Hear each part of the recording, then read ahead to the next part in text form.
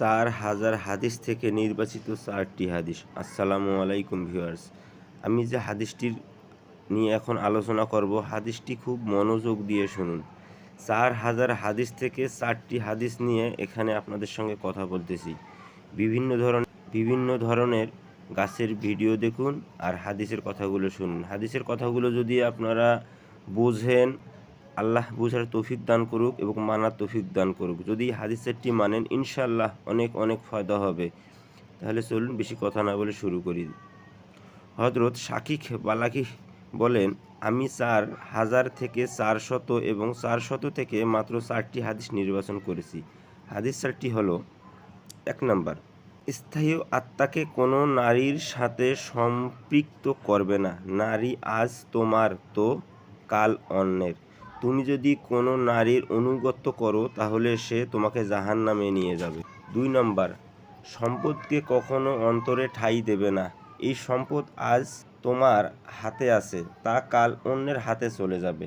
সুতরাং অযথাই অন্যের সম্পদ নিয়ে তোমাকে এতটা অস্থির হওয়ার কি আছে? এই সম্পদই হয়তো অন্যের জন্য কাজের আর তোমার জন্য বোঝা। তুমি যদি এই সম্পদকে হৃদয়ে স্থান দাও তাহলে সে তোমাকে আল্লাহর দিক থেকে ফিরিয়ে রাখবে। তোমার মধ্যে দরিদ্রর ভয় চলে আসবে।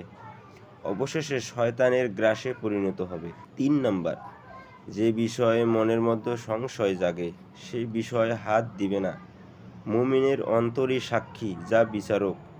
সংশয়ের সময় অন্তর কেঁপে ওঠে, হারামকে ভয় পায় এবং হালালকে তৃপ্তি অনুভূত করে। 4 নাম্বার, যে কোনো কাজ সম্পর্কে যতক্ষণ তা শুদ্ধ ও গ্রহণযোগ্য বলে তোমার কাছে প্রতীয়মান হবে না ততক্ষণ পর্যন্ত তুমি তা করবে না। পরকালে নবীজি সাল্লাল্লাহু আলাইহি সাল্লাম সান্নিধ্য লাভের উপায়।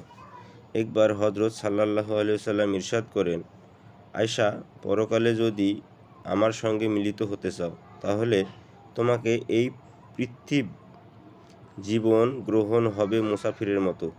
বিত্তবানদের সংস্পর্শ থেকে দূরে থাকবে। তালি দেওয়ার পূর্বে কোনো কাপড়কে পুরাতন মনে করবে না। রাসূল সাল্লাল্লাহু আলাইহি সাল্লাম একবার দোয়া করেন, হে আল্লাহ, আমাকে যারা ভালোবাসে তাদেরকে তুমি আফফাফ ও কাফফাফ দান করো।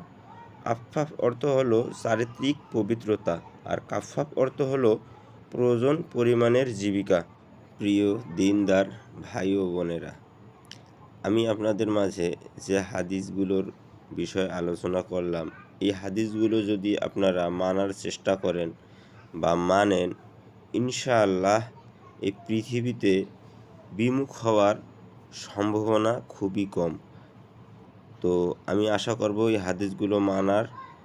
ভালো থাকবেন, সুস্থ থাকবেন, নিজের প্রতি খেয়াল রাখবেন, আমার জন্য দোয়া করবেন। আসসালামু আলাইকুম।